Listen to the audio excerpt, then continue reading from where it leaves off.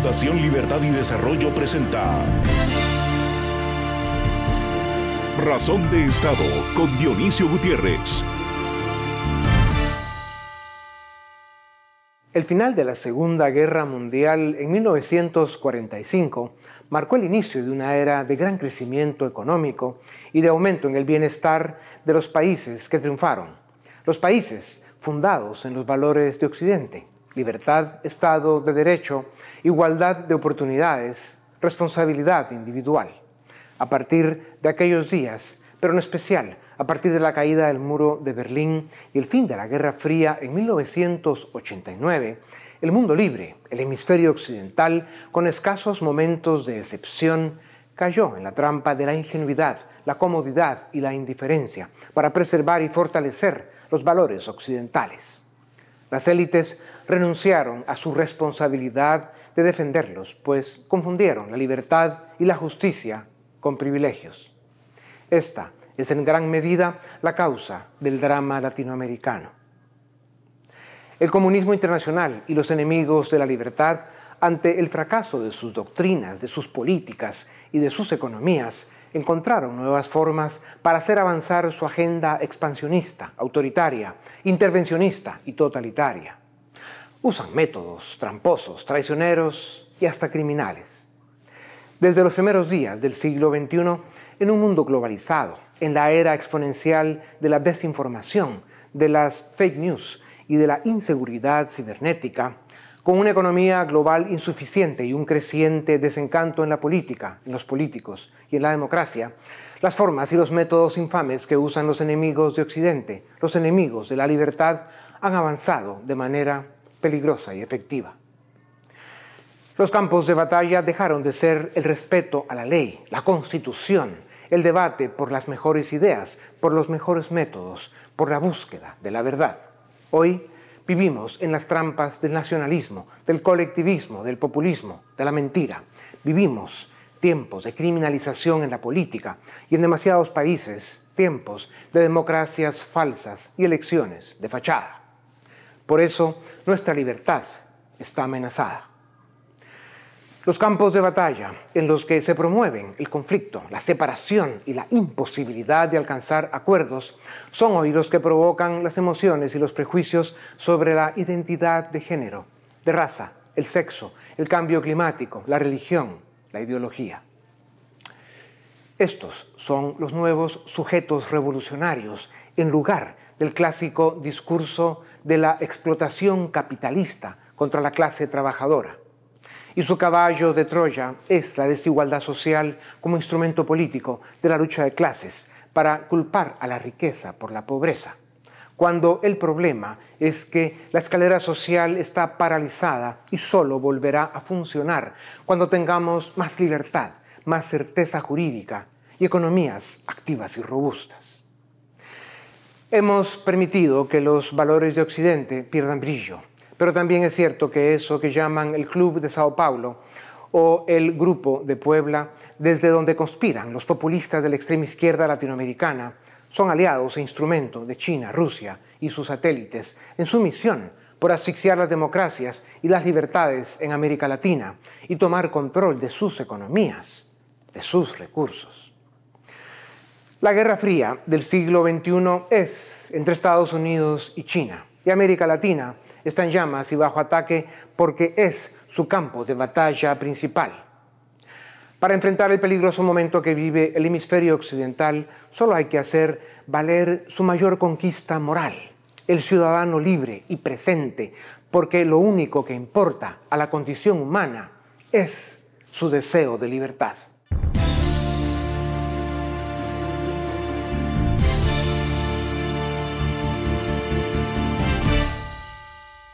En un mundo globalizado, con una economía global insuficiente, en la era exponencial de la desinformación, de las fake news y de la inseguridad cibernética, con un creciente desencanto en la política, en los políticos y en la democracia, el comunismo internacional y los enemigos de la libertad, ante el fracaso de sus doctrinas, de sus políticas y de sus economías, encontraron nuevas formas para hacer avanzar su agenda expansionista, autoritaria, intervencionista y totalitaria. ahora con nuevos sujetos revolucionarios que utilizan para manipular las emociones y las decisiones políticas de la gente. Los valores de Occidente han perdido brillo porque las élites se acomodaron y bajaron la guardia. Pero esos valores, con la libertad como fundamento, siguen siendo el único camino al desarrollo y al bienestar de los pueblos. En las horas de sueño de las élites apareció eso que llaman el Club de Sao Paulo o el Grupo de Puebla, desde donde conspiran los populistas de la extrema izquierda latinoamericana, apoyados por China y Rusia, para asfixiar las democracias y las libertades en América Latina y tomar control de economías y recursos. Para hablar sobre estos temas cruciales para América Latina, tengo el gusto de presentarles a Eduardo Fernández Luña, doctor en ciencia política, profesor universitario. Ha publicado decenas de trabajos académicos en revistas y libros de América Latina y España. Trabajó en el Instituto Juan de Mariana y en Fundación FAES, importantes tanques de pensamiento en España. Actualmente dirige el área internacional y de estudios en la Fundación Disenso, en Madrid. Doctor Fernández Luña, bienvenido a Razón de Estado. Es un gusto saludarte como siempre. Después de la caída del muro de Berlín y la implosión de la Unión Soviética, la izquierda internacional buscó reinventarse para continuar con su agenda autoritaria y totalitaria, también en América Latina. En 1990 nace el grupete ese al que llaman el Foro de Sao Paulo. ¿De qué se trata ese foro? ¿Qué objetivos persigue? ¿Cómo se financia? Pues Dionisio, muchas gracias. Es un verdadero placer compartir espacio el día de hoy. En cuanto al Foro de Sao Paulo, pues efectivamente es literalmente una reunión de organizaciones de izquierda y de extrema izquierda. Fue promovida en su momento por Fidel Castro. Zoe Valdés, la famosa escritora cubana, decía: el origen del foro no es estrictamente Cuba, es Fidel Castro. Y la idea era básicamente conquistar Iberoamérica, conquistar todo lo que se conoce como América Latina, el sur de Europa, etcétera, para copar posiciones de poder y avanzar, una vez en el poder, hacia regímenes pues, de naturaleza comunista o de extrema izquierda. ¿Cómo se financia ese foro, doctor? Básicamente, y a día de hoy, ese foro, yo creo que esta es una gran pregunta y es muy interesante. En un primer momento, Fidel Castro, y por eso se firmó en Sao Paulo el acto fundacional, pensó en Lula da Silva como un presidente que, una vez en el poder, pudiese transferir fondos a la estructura del foro. Posteriormente, y como todos sabemos, pues fue Hugo Chávez el verdadero protagonista. Venezuela asumió la financiación del foro durante más de una década y a día de hoy pues las estructuras del foro y sobre todo Cuba están buscando nuevas fuentes de financiación, ¿no? ¿Qué tienen que ver México China y Rusia en este sí. baile? Yo creo que hay varios actores que han contribuido parcialmente a la financiación del foro. China y Rusia, que tienen intereses cada día más definidos en Iberoamérica, y yo creo que también en algún momento pues, el crimen organizado. No podemos decir a día de hoy, Venezuela a día de hoy es también parte de la ruta del narcotráfico global y en ese sentido pues, también hay financiación. Entonces podríamos decir que grandes potencias como China, Rusia, parte de algún negocio ilícito y obviamente los populistas históricos de izquierda que habitan en la región son los verdaderos financistas y protagonistas de este foro. Son una mafia criminal internacional.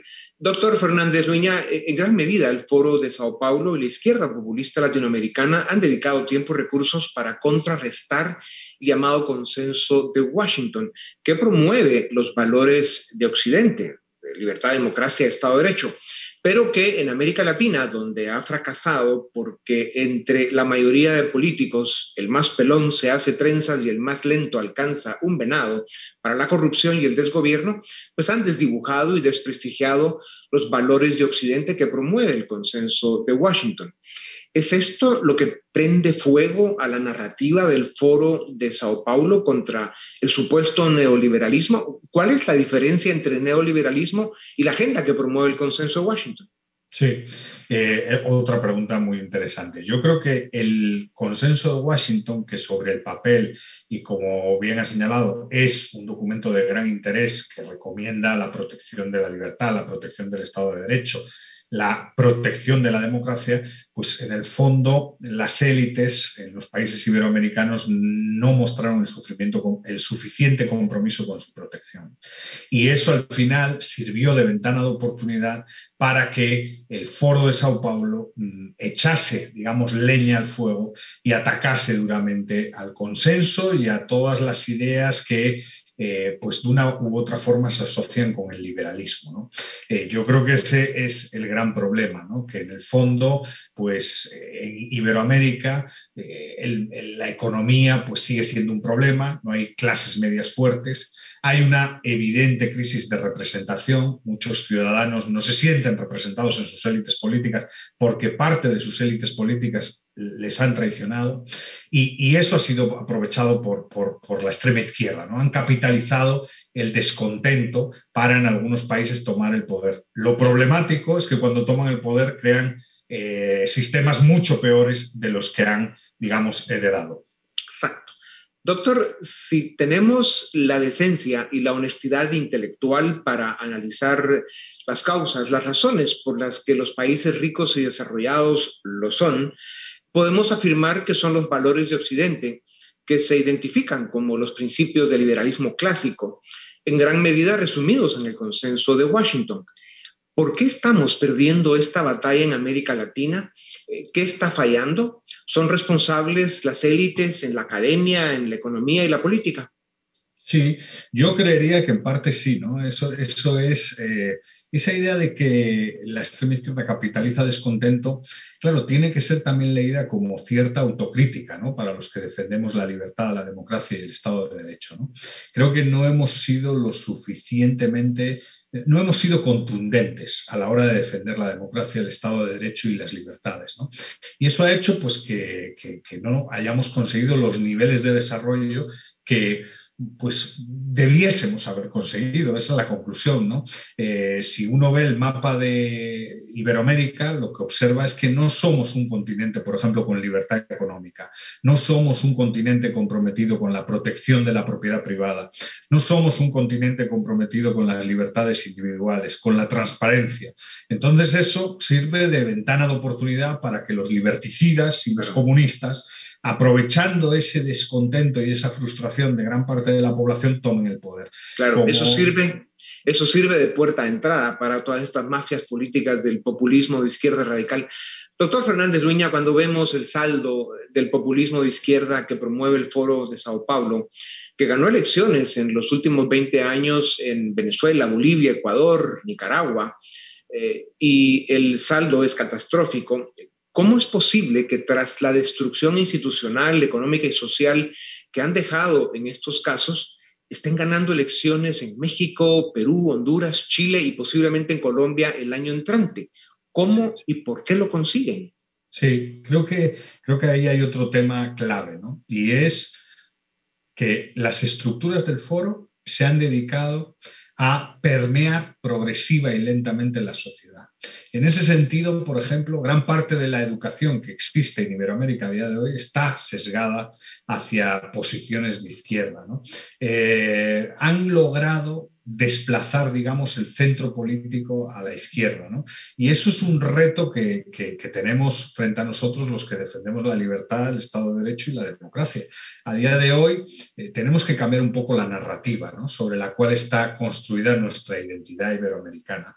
Es curioso que donde gobiernan, que además son países en una situación económica muy mala, recordemos cómo está Venezuela, con más de un 80% de su población en pobreza extrema, no ya en pobreza extrema, recordemos cómo está Nicaragua, pero es curioso que donde gobiernan hay estabilidad. Y sin embargo, donde gobierna la alternativa, Chile, Perú, en su momento Ecuador, se jugó a desestabilizar, ¿no? Entonces yo creo que tienen varias estrategias. Tienen una estrategia narrativa, tienen una estrategia fuerte, mediática y en redes sociales. Y luego, cuando la oposición gobierna, juegan a la desestabilización, ¿no? Doctor, y por eso me lleva a comentar y a preguntar, tan destructivo y catastrófico ha sido el populismo de izquierda radical, Venezuela su máximo exponente, como lo es la corrupción de gobiernos que se dicen de derecha, pero que realmente son bandas criminales que asaltan el poder y hacen de los gobiernos del Estado su botín. Destruyen las instituciones, como decías, hacen que la sociedad se desencante con la democracia y vote por opciones como Pedro Castillo en Perú. ¿Cómo se explica a los pueblos que el camino al desarrollo y al bienestar de las naciones no es el populismo corrupto y destructivo de la izquierda, como tampoco lo son la corrupción y la incompetencia de muchos grupos que se dicen de derecha?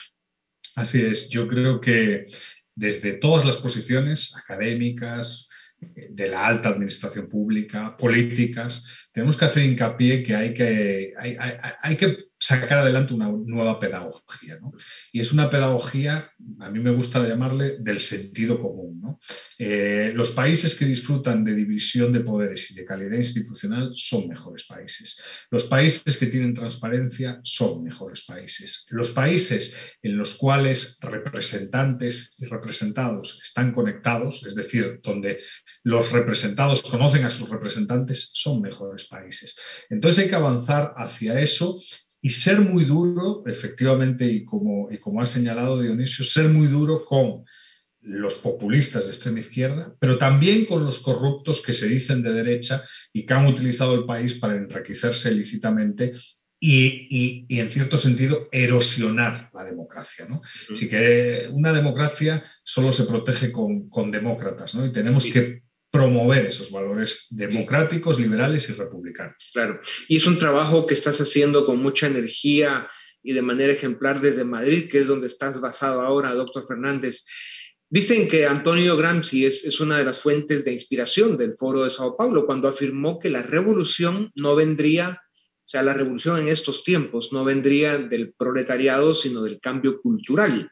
Esto es vago y complejo, pero hay dos ángulos que merece la pena comentar. La educación básica y universitaria están cada día más contaminadas por la locura socialista, pero también han llevado la batalla política, ideológica al campo de la identidad, en temas de género, sexo, religión, ideología, cambio climático, campos en los que es muy fácil promover el conflicto y la dispersión. ¿Es esta la estrategia de la izquierda populista? Promover el caos para que nada funcione y les sea fácil vender sus mentiras. Desde mi punto de vista, creo que sí, ¿no? Efectivamente, Antonio Gramsci lo que buscaba era capturar comunidades epistémicas, ideologizar a distintas comunidades epistémicas. Creo que lo han conseguido con la captura de la educación, pero también de otros espacios, ¿no? Pero el siguiente objetivo es fragmentar a la sociedad, ¿no? Ya no creen que hay una ciudadanía, ahora creen que hay grupos, ¿no? Ya no creen en derechos de las personas individuales, ahora creen en grupos de determinadas minorías que son artificios, ¿eh? Ahí hay varios autores, uno de ellos muy interesante es Mike González, de ascendencia cubana que vive en Estados Unidos y trabaja en Heritage Foundation, ha estudiado mucho este tema, pero lo que desean es fragmentar la sociedad, porque a través de esa fragmentación van dividiendo la misma y les es más fácil ir capturando posiciones de poder, ¿no? Creo que tenemos que luchar también contra eso y defender un concepto de ciudadano y de ciudadanía integral. Doctor, desde la Fundación Disenso en España, ustedes han analizado y develado la denominada Operación Caribe, de la cual surge el partido político Podemos en España. ¿Nos puedes muy brevemente contar sobre los vínculos entre Podemos y la izquierda latinoamericana? Bueno, básicamente el partido político Podemos en su momento, y creo que no es un secreto, se origina y está formado por asesores del régimen venezolano, del régimen boliviano, del régimen ecuatoriano y del régimen nicaragüense, ¿no?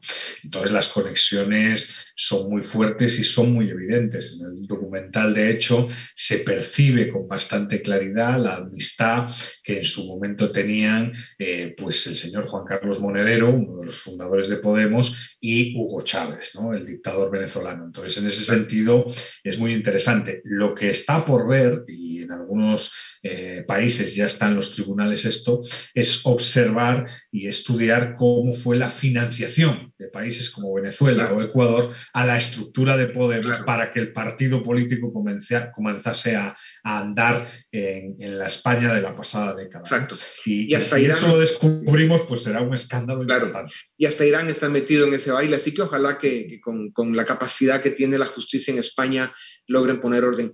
Doctor, has analizado muy bien las debilidades institucionales que permiten a las izquierdas imponer con tanta facilidad su autoritarismo. Resulta que las democracias latinoamericanas son hiperpresidencialistas y con escasos mecanismos de control y rendición de cuentas. ¿Ha sido esa la debilidad institucional que ha dejado o allanado el camino a estos personajes? ¿Cómo cambiar este flagelo? Sí, creo que efectivamente la debilidad institucional ha sido un motivo ha sido una razón que ha facilitado el acceso al poder y la concentración de poder, ¿no? ¿Cómo evitar este flagelo? Creo que, y bueno, Dionisio, ahí sí que mis respetos, porque llevo una vida luchando por eso. Creo que lo que necesitamos es fortalecer la sociedad civil. Al final, la sociedad civil y las instituciones intermedias son elementos centrales y que contribuyen a la división de poderes. Son instrumentos de denuncia, son instrumentos de crítica, son instrumentos de participación que luego permean las instituciones del Estado. Pero nuestros países no solo tienen instituciones débiles, tienen sociedad civil débil, ¿no? Sí. Entonces creo que tenemos que trabajar muy fuerte en eso, porque no habrá una división de poderes aceptable si no tenemos una sociedad fuerte y comprometida con su defensa. No se puede decir mejor. Doctor, Perú, Honduras y Chile se sumaron a la izquierda populista de América Latina, que ya tiene más o menos 7 países. Posiblemente y lamentablemente Colombia podría caer en unos meses. Esto es una tragedia para América Latina. ¿Qué panorama visualizas para la década que terminaría en 2030 para Iberoamérica si esto sigue como va? Y nos falta un tema más, así que te agradezco brevedad.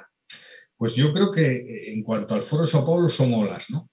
A finales de 2017 pues gobernaban casi la mitad de Iberoamérica, luego perdieron y ahora están recuperándose otra vez, ¿no?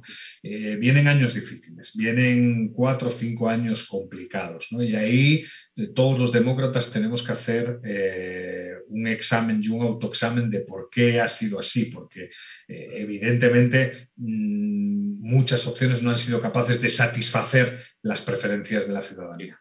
Sí. Doctor Fernández Luña, ante la amenaza que ya hemos comentado, uno se pregunta qué acciones deben tomarse para hacerle frente. Ha surgido el Foro de Madrid como una respuesta al Foro de Sao Paulo y el avance de la izquierda en la iberósfera, como le llaman, ¿no? ¿En qué consiste este esfuerzo? ¿Qué es esto del Foro de Madrid? Pues básicamente a finales del pasado año salió adelante una Carta de Madrid. La Carta de Madrid es un documento de mínimos que lo que pretende es unificar a todas aquellas personas y organizaciones comprometidas con la defensa de la democracia, de la libertad y del Estado de Derecho.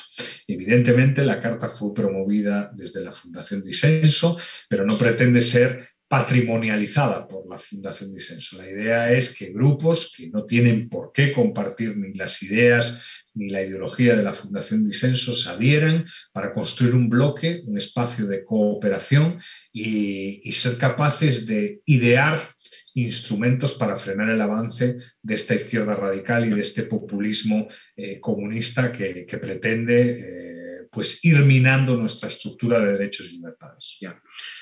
Doctor, qué bueno que Iberoamérica te tiene a ti, especialmente ahora en Madrid, desde esa fundación que tiene mucha fuerza y que ofrece mucha claridad, y más ahora con los fríos de Madrid y esa barba frondosa que se ve muy bien.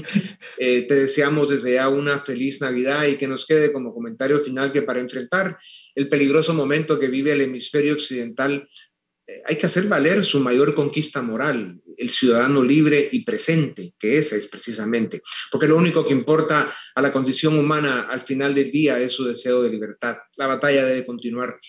Doctor, muchas gracias. A ustedes también, gracias. Muchas gracias, Dionisio. Gracias, Eduardo. Un abrazo grande. Esto es Razón de Estado.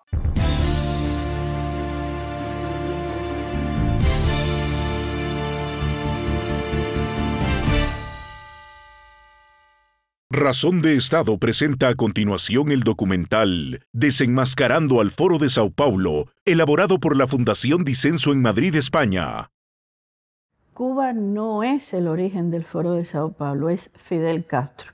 Hay que empezar a hacer una diferencia entre Cuba y Fidel Castro.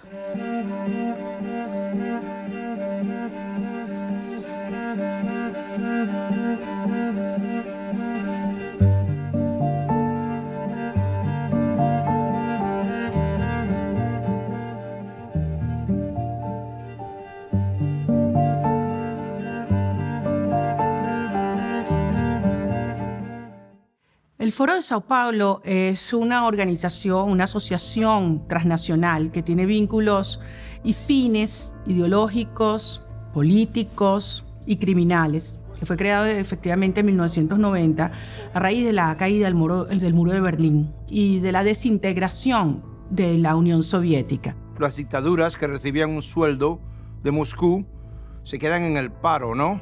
Entonces Castro se da cuenta que tiene que formar otra cosa. Y con Ignacio Lula da Silva forman este Foro de Sao Paulo en el 90. Entonces lo primero que vio yo creo que fue la posibilidad de una gran complicidad con Ignacio Lula da Silva para hacer todo lo que él quería hacer a través de Brasil y de lavar también su imagen a través de este personaje que llegaba por la vía democrática, que llegaba con una gran popularidad indudablemente. En cuanto todos estaban hablando que mira, se acabó la Guerra Fría, se acabó el comunismo, ellos estaban discutiendo y se reinventando. En las últimas 3 décadas el foro ha saltado las instituciones de países como Venezuela, como Nicaragua, Bolivia, Ecuador, del Brasil presidido por Lula y por Rousseff, o de España a través de Podemos. Y sus acciones han contribuido a desestabilizar a un gran número de naciones, como actualmente está ocurriendo en Chile y en Colombia. Fidel Castro es el origen, la mente del Foro de Sao Paulo, porque él llevaba mucho tiempo detrás de la idea de convertirse en un Bolívar posmoderno y tratar de ser el gran jefe de Sudamérica. El foro ha funcionado como un bloque, con una enorme relación y transferencia de apoyos, de tecnologías, de conocimiento y de dinero entre sus miembros. Pero también es importante señalar de que dentro de este intento de la izquierda de controlar la zona hay como 2 variantes. Está la venezolana, que fue muy fuerte al comienzo, cuando Chávez estaba vivo, antes de que Venezuela sea el estado fallido que es hoy en día, y la brasilera. ¡Patria o muerte! ¡Venceremos! Sumergen a los distintos países, como ha hecho el socialismo a lo largo de la historia, en la pobreza, en la violencia, en la división dentro de la sociedad. Lo que ellos quieren, siempre hablan, es que quieren traer a una sociedad la igualdad. Y cuando todos están pobres, solo ellos quedanse bien.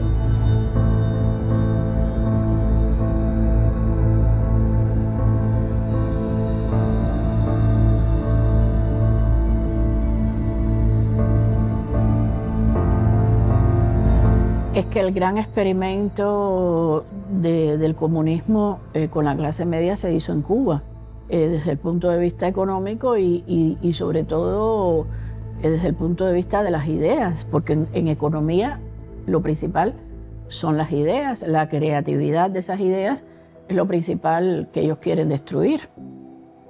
Lo primero que te quita el comunismo, lo primero que te agarra el comunismo así, con una garra tremenda, es el alma. El espíritu. Hay un nivel de rapidez en vaciarte que es lo que más aterra. Lo que más aterra. Y lo hacen primero con los niños. Si necesitamos 300.000 jóvenes dispuestos a cumplir una misión de cualquier tipo, nosotros los tenemos.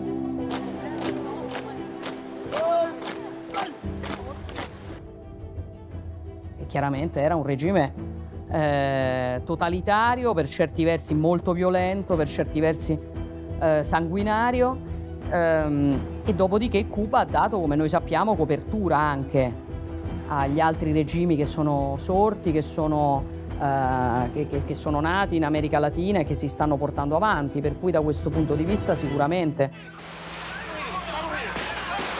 Unidades militares acantonadas en Caracas y Maracay trataron de derrocar al gobierno constitucional de Carlos Andrés Pérez a través de un asalto armado contra el Palacio de Miraflores y otras dependencias oficiales del país. El este de Caracas se vio sacudido a la medianoche por intensos combates entre las fuerzas leales al gobierno y las tropas insurgentes que coparon la Casona, el Palacio de Miraflores y cuarteles de la Guardia Nacional y la DICIP. Hugo Chávez conoció a Fidel Castro en el 94, supuestamente, parece que él había estado antes, pero cuando lo conoce de verdad en el 94, el hechizo es mutuo. Incluso creo que hay una frase de Chávez, le acaricié la barba y ahí quedé. Es una cosa muy, además, muy extraña, ¿no? Pero, ¿qué le pone a Nicolás Maduro a Hugo Chávez? Es Fidel Castro. ¿Por qué? Porque Nicolás Maduro había estudiado desde el año 86 en la Escuela de Cuadros del Partido Comunista de Cuba, en Cuba. Nicolás Maduro, incluso cuando ya la posibilidad de Chávez ya estaba esquilmada y terminada, no solo por la enfermedad, sino porque ya lo habían chupado la mitad del país, pues queda Nicolás Maduro, que es la pieza formada, entrenada por el castrismo, que le han puesto los Castro a Hugo Chávez en el camino.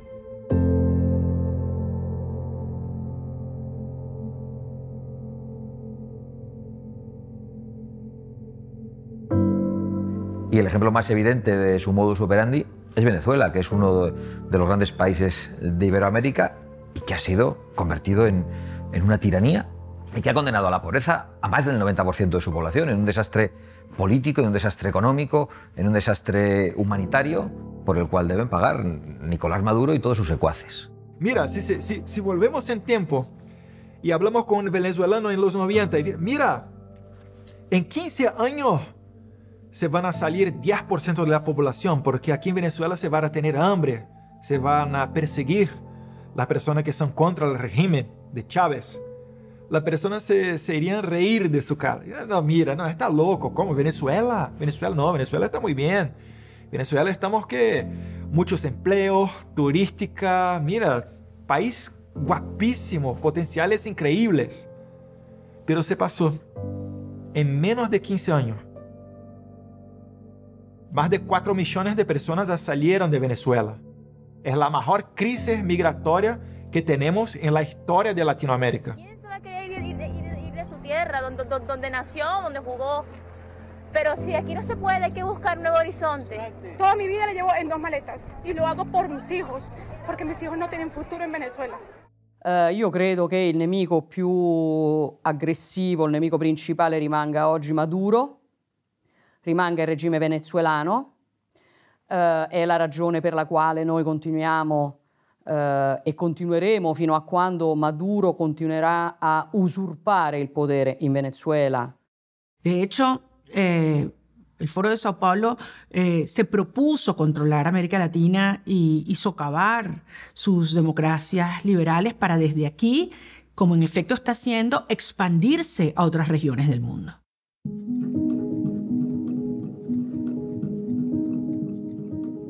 El foro está basado sobre las ideas de Antonio Gramsci, ¿no?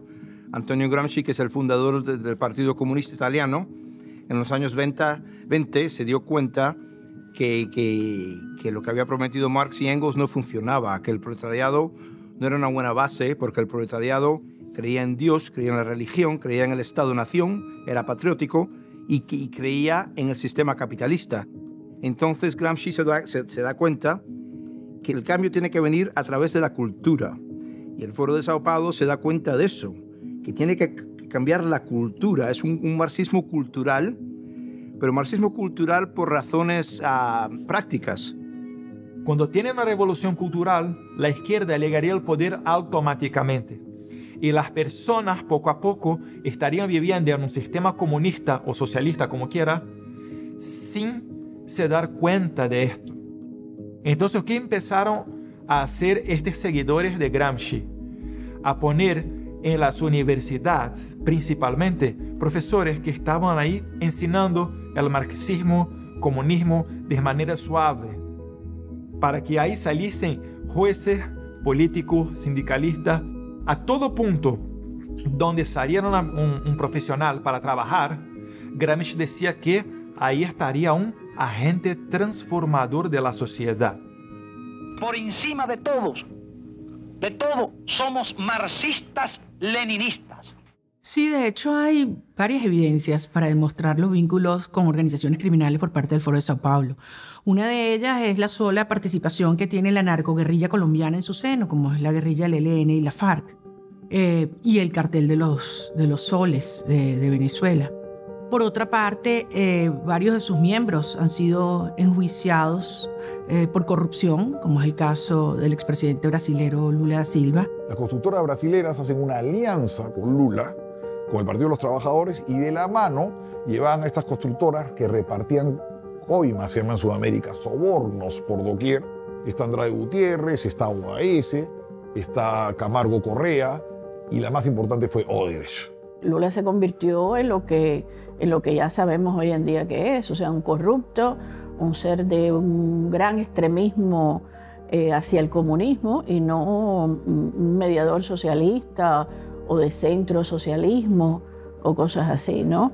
Hasta hoy están por las calles hablando que Lula libre, Lula es un perseguido político, cuando en la realidad sabemos que es el protagonista del mejor escándalo de corrupción de la historia de Brasil. No hay que olvidar que en épocas de aquella Guerra Fría, que el escenario se está reiterando ahora, habían tres sistemas de espionaje que eran la CIA, la KGB y el G2. El G2 cubano con dinero puede hacer maravillas y Hugo Chávez puede comprarlo todo, en África, en Europa y en América. Y es el narcotráfico y las sinergias del lavado y del narcotráfico los que mantienen el Foro de Sao Paulo y que hacen que ahora se pueda permitir esta expansión. Trabajan absolutamente unidos, unos y otros, para producir la droga y luego sacarla por tierra y por ríos hacia el oriente colombiano, hacia las fronteras con Venezuela y Brasil, y luego finalmente con destino a Europa. Y luego recuerda también que el narcotráfico tiene una fuerza muy relacionada con el islamo-socialismo. Son dos pilares importantes, uno económico y otro ideológico del sistema del Foro de Sao Paulo, pero que lo quieren imponer y lo están imponiendo en el mundo.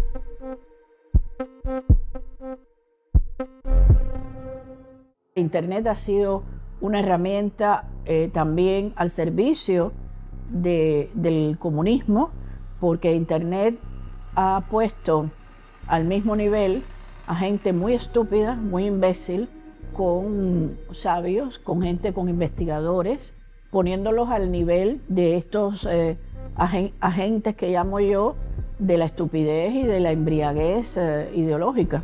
¿Sabes quién tiene en cuenta en Instagram, en Facebook? Maduro. ¿Sabes quién habló que Israel debería ser varrida? Deberían como que sacar a Israel del mapa, Ahmadinejad. Y las redes sociales hablan que esto es libertad de expresión. Pero cuando nosotros hablamos algo contra los socialistas, ahí no, ahí es discurso de odio. Es verdad que hay un impacto muy fuerte del Internet. Entonces eso hace que las algaradas sean más espontáneas, más caóticas, pero más espontáneas. Había un tráfico muy fuerte cuando hubo los disturbios en Chile. Y había un tráfico muy fuerte cuando había estos disturbios en Perú. La gran pregunta es, ¿hay o no una mano funesta, una mano torva detrás de estos disturbios que se están dando en varios países latinoamericanos? ¿Hay un titiriteo? Cuba también es el origen de mucho del marxismo que estamos viviendo aquí en Estados Unidos. Por ejemplo, el grupo The Weathermen, The Weather Underground, que es un grupo que fue denominado por el FBI como un grupo terrorista doméstico aquí en Estados Unidos, miraban a Cuba como un modelo. ¿Y por qué? Porque veían en Castro y Che Guevara dos profesionales universitarios blancos que habían llevado una revolución con personas de color. Las organizaciones, denominadas Black Lives Matter, se esconden bajo un slogan con el que no se puede pelear, que las vidas de nuestros compatriotas negros tienen valor, es un concepto que todos aceptamos, con el cual nadie puede pelear. Pero detrás de eso son marxistas y no lo esconden tampoco. Estamos cumpliendo el plan, Foro de Sao Paulo. El plan va como lo hicimos. Va perfecto el plan. Ustedes me entienden. Foro de Sao Paulo, el plan va en pleno desarrollo. Victorioso. Todas las metas que nos hemos propuesto en el Foro de Sao Paulo las estamos cumpliendo una por una. El foro ha funcionado como un bloque, con una enorme relación y transferencia de apoyos, de tecnologías, de conocimiento y de dinero entre sus miembros. Efectivamente, hay que reconocer que ha tenido éxito cuando uno piensa que en el año 2009 llegaron a tener solo en esta región, en nuestra región, 14 jefes de gobierno y jefes de Estado. Pero, sin embargo, del 2009 al 2019, este número de presidentes en el poder se redujo a solo 4, lo que demuestra que son muy malos gobernando.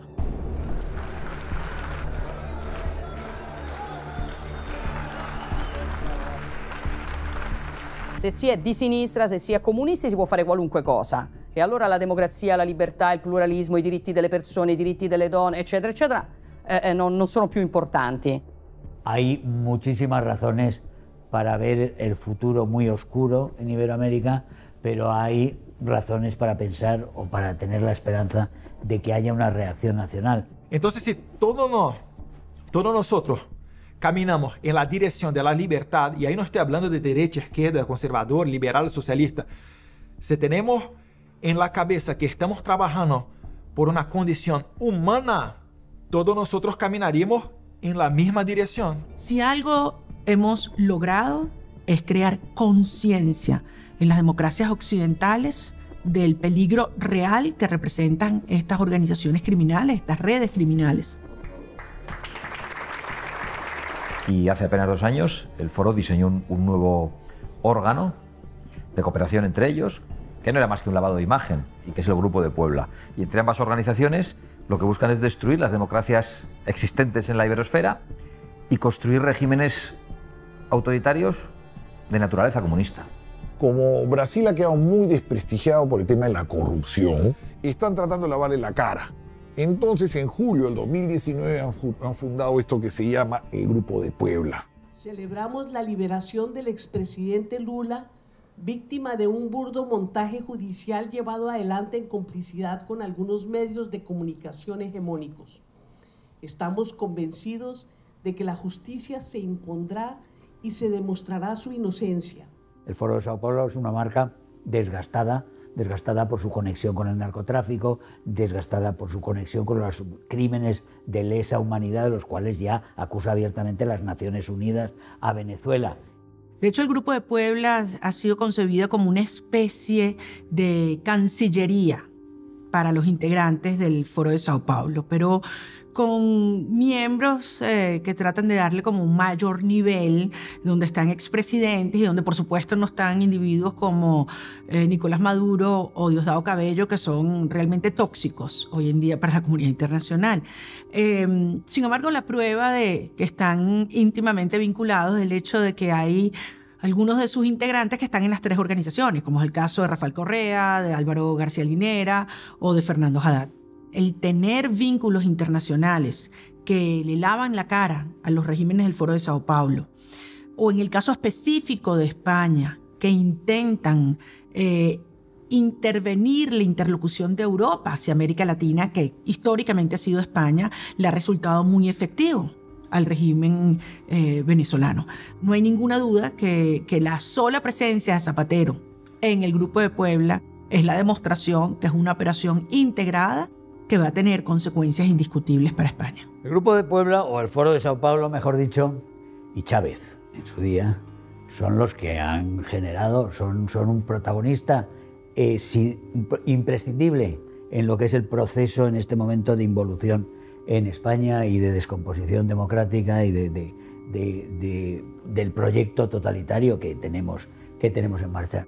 Bueno, si hablamos de la izquierda del norte de Europa, los países escandinavos, socialdemócratas, claro, no, a mí el foro es mucho más agresivo. Si hablamos de los comunistas podemitas, en España sí es la misma cosa. Podemos es un movimiento que se crea también en la ilusión que se le quiere, del humo que se le quiere vender al pueblo, como un movimiento antisistema, pero moderado, y todo eso, esos nuevos movimientos están dentro del proyecto del Foro de Sao Paulo. Juan Carlos, bienvenido. ¿Cuándo llegaste, hermano? Pues llegué hace 3 días, presidente. La bautizaron con el nombre de Operación Caribe y fue una alianza estratégica entre el régimen de Hugo Chávez y los líderes fundadores del movimiento político Podemos. Los integrantes y los que apoyan al Foro de Sao Paulo en Europa, como es el caso específico de Podemos, han recibido apoyos económicos muy significativos producto de esta relación. Yo estoy seguro que los españoles más y más se van a cambiar de posición y sacar a los socialistas del poder. Porque si no lo hacen esto, será España la próxima Venezuela. Yo me lanzo en España y le gano a Pedro Sánchez las elecciones que quiere convocar para noviembre. Me lanzo y gano en España. Estoy pensando sacar el pasaporte español y lanzarme en las elecciones en España. Que si hay algo que aprender del Foro de Sao Paulo ha sido la forma audaz, sistemática, disciplinada con la cual han operado.